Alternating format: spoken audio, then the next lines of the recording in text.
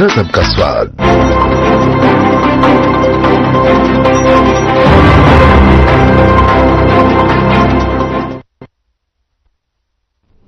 नमस्कार, मैं हूं आपके साथ गौरव राजेंद्र। बुलेटिन की शुरुआत करते हैं। केंद्र में मोदी सरकार के 11 साल पूरे हो चुके हैं, जिसे लेकर लखनऊ के ताज होटल में साधना ग्रुप ने एक कार्यक्रम का आयोजन किया और इस कार्यक्रम में यूपी सरकार के पर्यटन एवं संस्कृति मंत्री जयवीर सिंह समेत कई जानी मानी हस्तियों ने शिरकत की। वो शंखना से ही करेंगे।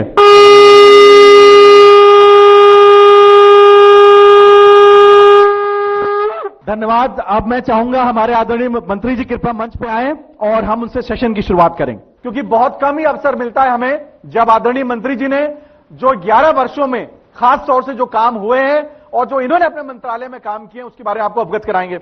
मंत्री जी, आपका सबसे पहले बहुत बहुत स्वागत है साधना समूह के इस आयोजन में, और आपने अपना समय दिया उसके लिए हम पूरी आत्मा से आपका बहुत बहुत धन्यवाद देते हैं।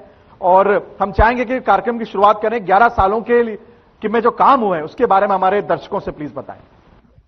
पहले तो भाई ब्रजमोहन जी को बहुत बहुत धन्यवाद, कृतज्ञता कि आज बहुत सारे साधना समूह के दर्शकों के सामने देश और प्रदेश की सांस्कृतिक और पर्यटन की गतिविधियों को रखने का आपने अवसर दिया। आपका बहुत बहुत आभार, धन्यवाद। जैसा कि सब लोग अवगत हैं कि 2017 से पहले उत्तर प्रदेश की पहचान बीमारू राज्य के रूप में, दंगाई प्रदेश के रूप में, आतताइयों के रूप में जानी जाती थी। स्थिति यहां तक थी कि न प्रदेश में कोई निवेशक अपने निवेश को राजी होता था। विदेश छोड़ दो, अपने उत्तर प्रदेश के रहने वाले भी जो बड़े औद्योगिक घराने थे वो भी अपना निवेश उत्तर प्रदेश में करने के लिए राजी नहीं थे। गांव की कनेक्टिविटी हो, शहरों की कनेक्टिविटी हो, या प्रदेश से जो महत्वपूर्ण मार्ग है उनकी कनेक्टिविटी हो, झील सी टूटी फूटी सड़कों से प्रदेश की पहचान थी।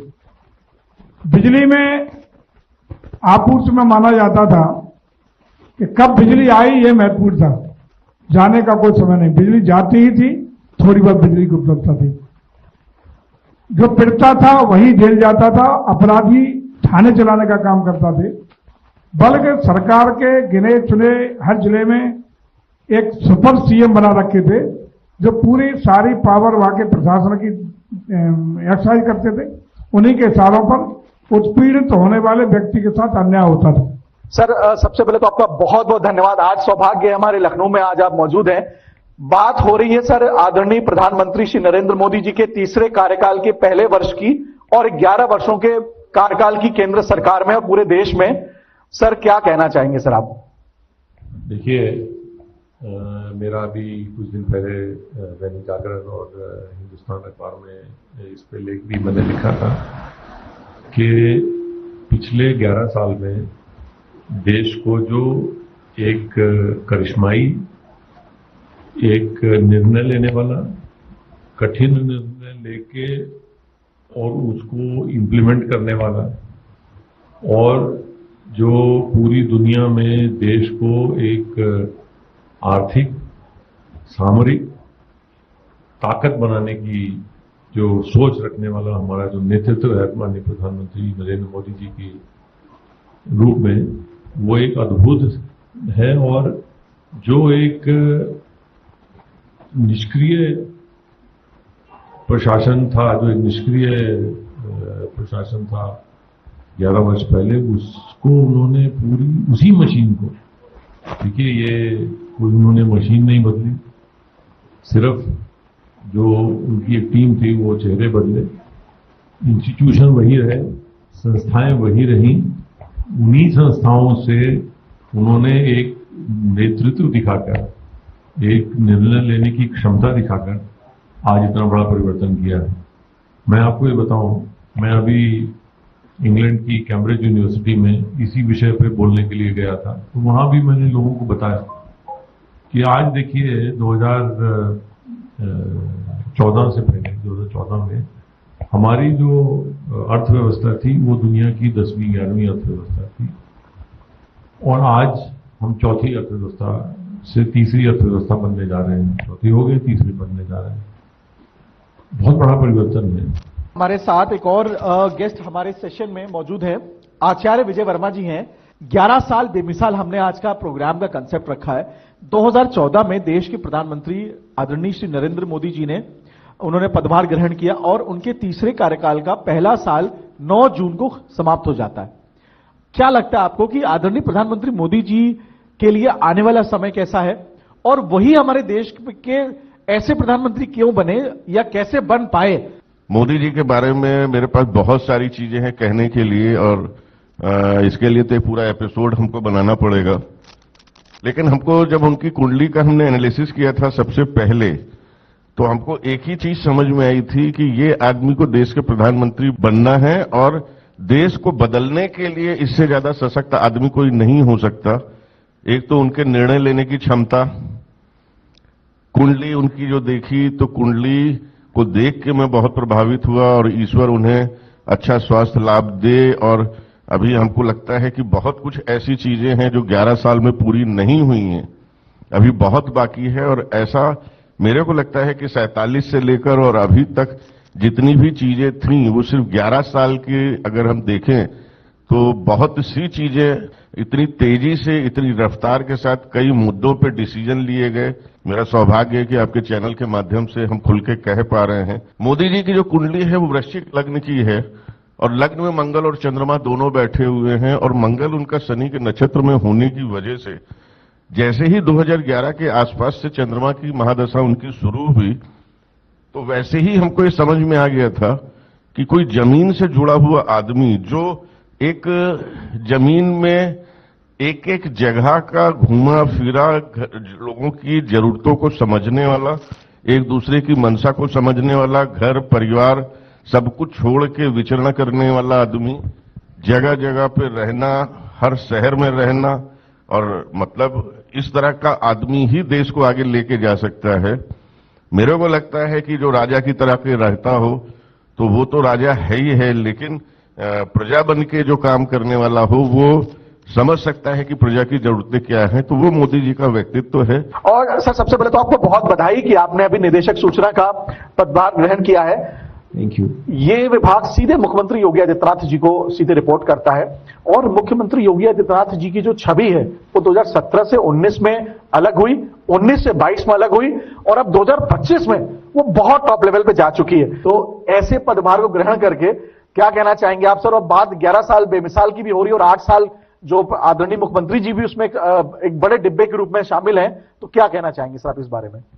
सबसे पहले तो मैं आपके चैनल को और आपको धन्यवाद देता हूं, आपने मुझे यहाँ बैठकर अपनी बात कहने का मौका दिया। दूसरा, जो सरकार के कार्यकलाप हैं 11 वर्ष और 8 वर्ष के, इस विषय में चूंकि मेरे कार्य का एक अंग है और मुझे सरकार की योजनाएं, सरकार के द्वारा किए गए कार्य, इनको पब्लिक तक पहुंचाना और उनको जो रियल बेनिफिशियरी है उसका जो आइडेंटिफिकेशन है, वो डिलीवरी है, उस मैकेनिज्म के बारे में लोगों को बताना, ये मेरा कार्य है। और मैं अपने आप को भाग्यशाली मानता हूं, इतनी लंबी सेवा के बाद मुझे ऐसी एक जिम्मेदारी दी गई है, जिसके लिए मैं जो फील्ड में मेरे द्वारा किए गए कार्य हैं, जो मेरा अनुभव है, जो मैंने महसूस किया कई बार कि जो पॉलिसी है वो कैसे जो एक्चुअल नीडी आदमी है जिसके पास वो पहुंचनी चाहिए, वहां पहुंचने में जो पॉलिसी में गैप्स होते हैं उनका आइडेंटिफिकेशन संबंधित विभागों द्वारा किया भी जाता है समय समय पर। उनको ठीक करके हम किस प्रकार से सरकार की बात को प्रभावी ढंग से पब्लिक तक पहुंचा सकते हैं, तो ये करने का मौका मिला और मुझे अभी तक का जो अनुभव है काफी अच्छा है और मुझे लगता है कि इस जिम्मेदारी को पूरी ईमानदारी के साथ निभा पाऊंगा। रमेश सिंह, राजा भदौरिया जी, ये बीजेपी के नेता हैं। आज के इस कार्यक्रम में आपका स्वागत है।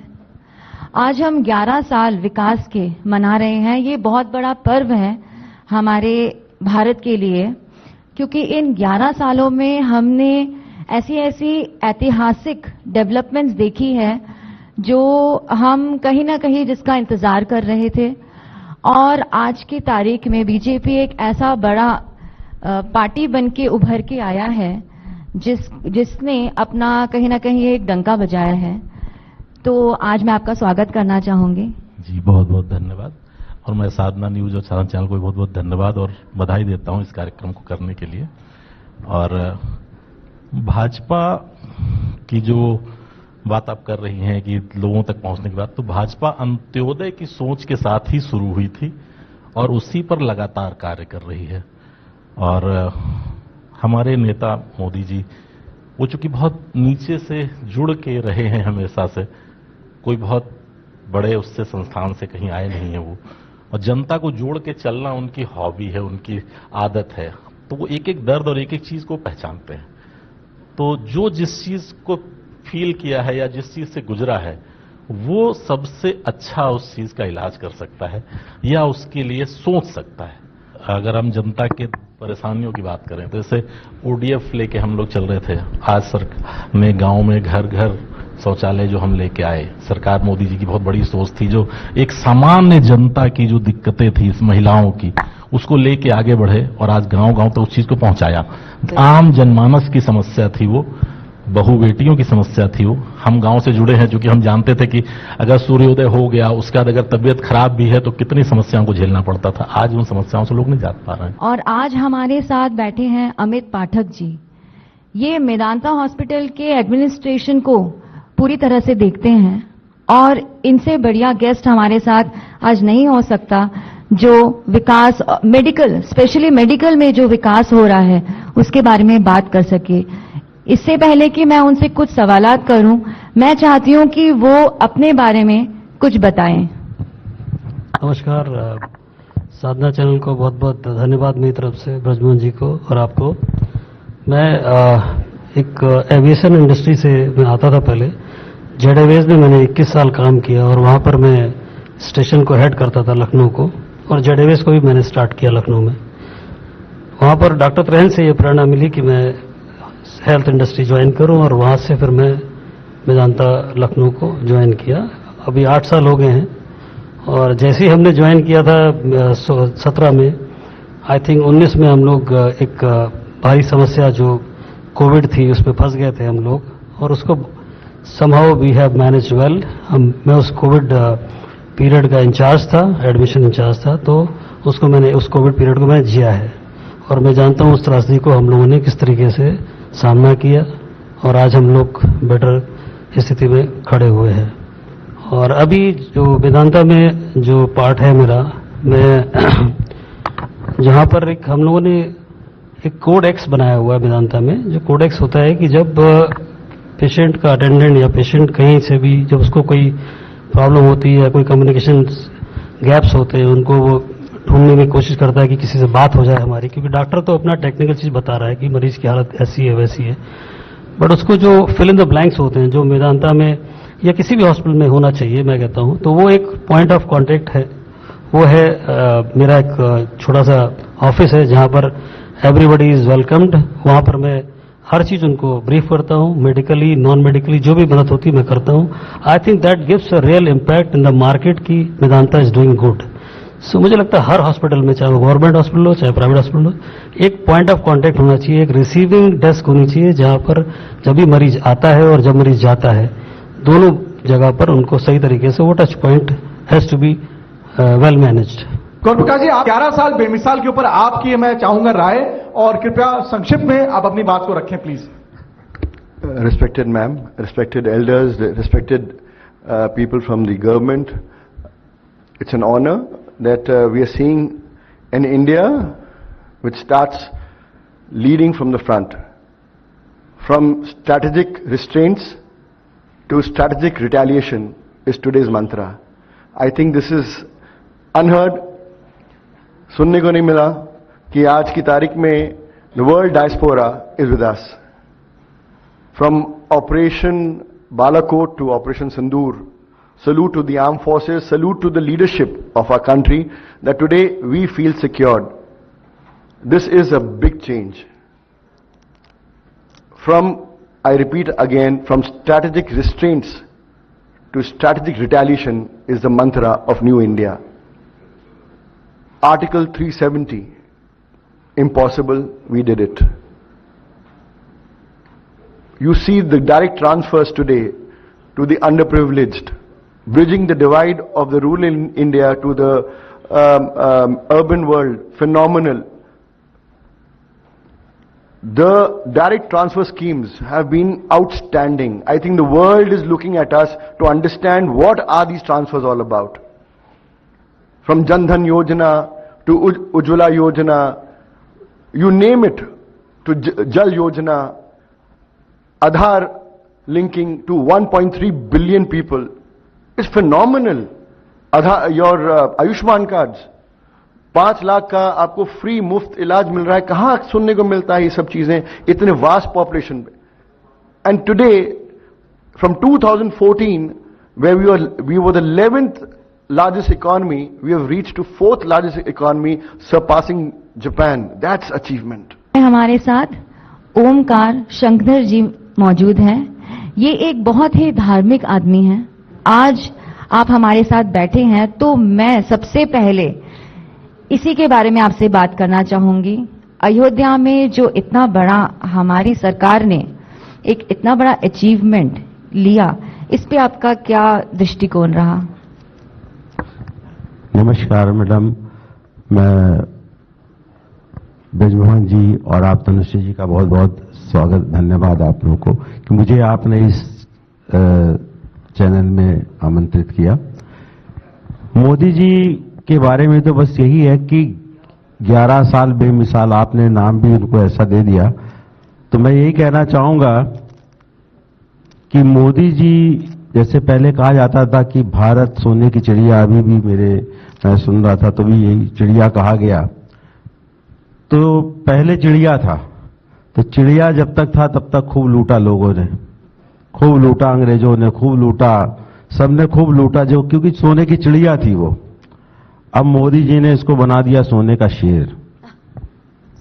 तो अब सोने का शेर जो है, इसके सामने आकर के कोई लूट के दिखाए. चिड़िया को तो लूट सकता है कोई भी, शेर को कोई नहीं लूट सकता.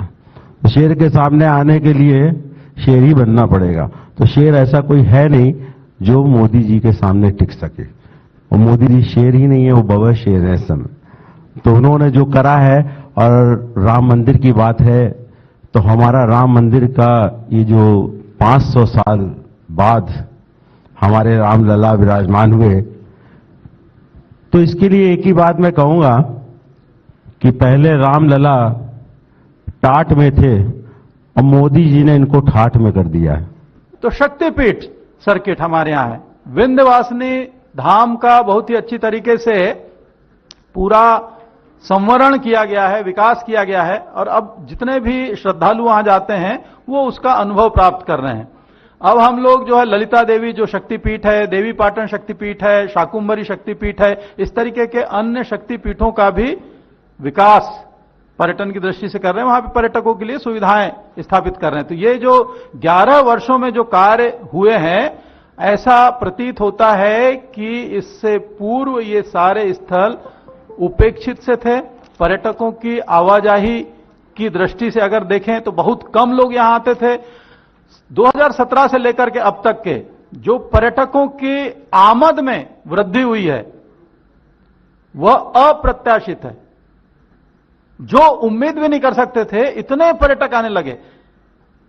65 करोड़ का आंकड़ा पार कर गया, जो 10-12 करोड़ तक रहता था. और लोगों को अचंभित होकर कहना पड़ रहा है कि गोवा से अधिक लोग अयोध्या आते हैं, वाराणसी आते हैं. अकेले जितने देश दुनिया के लोग वहां जाते हैं उससे कई गुना हमारे इन स्थलों पर आ रहे हैं. एक तो कोविड के बाद में प्रत्येक व्यक्ति के मन में अपने जीवन के प्रति जो उसकी उत्कंठा है और साथ ही साथ जीवन के प्रति जो उत्साह है, उसमें एक विशेष प्रकार का संचार हम देखते हैं. और इसी वजह से इन सब आध्यात्मिक स्थलों की ओर लोगों की आमद बढ़ी है. तो उत्तर प्रदेश में 11 वर्षों में लगभग 2000 स्थलों पर हमने कायाकल्प का कार्य किया है. यहां पर चाहे बेंच हो, शौचालय हो, पेयजल व्यवस्था हो, यात्री हाल हो, लाइट्स हो, पहुंच मार्ग हो, या वहां की लैंडस्केपिंग हो.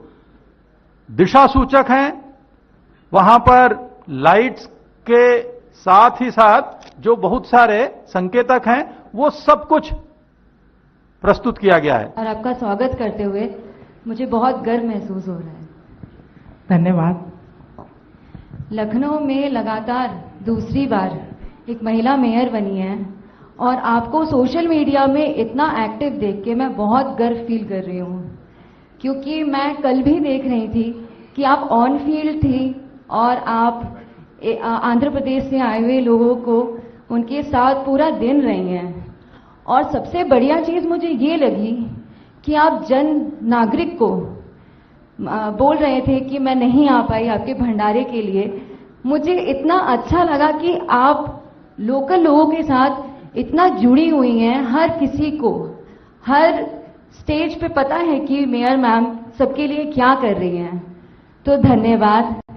आप अपनी तरफ से बताइए कि यहाँ पे लखनऊ में जो ये प्रगति का इतना कार्य आप कर रही हैं, थोड़ा सा आप उसमें दृष्टिकोण अगर डाल सकती हैं। आप सभी को नमस्कार। आज मुझे 2 साल पूरे हो गए हैं, मतलब हफ्ते भर पहले 3रा साल शुरू हो गया है। 2 साल का मैं अपना एक एक दिन का हिसाब मैं जनता को दे सकती हूँ। मैंने जब शपथ ली थी तो सबसे पहले मैंने ये ठाना था कि स्वच्छता अभियान चलाया जाए। हमारे प्रधानमंत्री जी, हमारे पूज्य योगी आदित्यनाथ मुख्यमंत्री जी सब चाहते हैं कि शहर स्वच्छ हो, तो स्वच्छता के लिए मैंने अपनी तरफ से भरपूर प्रयास किया है और मुझे लगता है लखनऊ की जनता बैठी है, स्वच्छता पे काफी काम हुआ है। लखनऊ नगर निगम में पहले डीजल पेट्रोल से गाड़ियां चलती थी, 1250 ईवी गाड़ियां यहां लगा दी और 6 महीने के अंदर अंदर जो शेष गाड़ियां बची है 400-500 वो भी समाप्त हो जाएंगे। सिर्फ यहाँ इलेक्ट्रिक व्हीकल ही चलेंगे, जिससे प्रदूषण में भी कमी आएगी। दूसरा, सदियों से जो कल आंध्र प्रदेश के मंत्री जी आए, आंध्र प्रदेश के मुख्यमंत्री जी ने स्पेशल लखनऊ भेजा और उससे पहले ब्राजील सरकार के भी प्रतिनिधित्व यहाँ आए थे। सिवरी एक गांव है जो सरोजनी नगर विधानसभा में है। उस गांव में 4-5 दशक से कूड़ा डंप हो रहा था। कोई विकल्प नहीं था कि हम कूड़े को यहाँ से सफाई हटाएं या कैसे करें। लंबे बड़े बड़े पहाड़ बन गए थे और जब कभी बारिश होती थी उन पहाड़ों में पानी गिरता था, कूड़ा सड़ता था, लीचड़ पैदा होता था। आसपास खेती भी है, वो अगर उस आसपास की खेती से सब्जी अगर मेरे किचन में आ रही है तो मेरे किचन में जहर आ रहा है। उस पे मैंने विशेष ध्यान दिया। इसमें मेरे पूर्व नगर आयुक्त इंद्रजीत सिंह का भी बड़ा सहयोग रहा, बड़ी मेहनत की उन्होंने भी। मैंने भी दिन रात इसको एक करके हमने सिवरी में प्लांट लगाया है और आज वो कूड़ा 12 लाख मेट्रिक टन रह गया है, बाकी पूरा समाप्त हो गया है।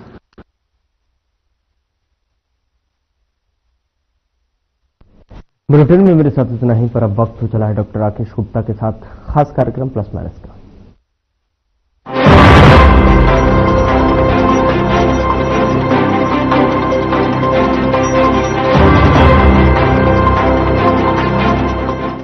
नमस्कार दोस्तों,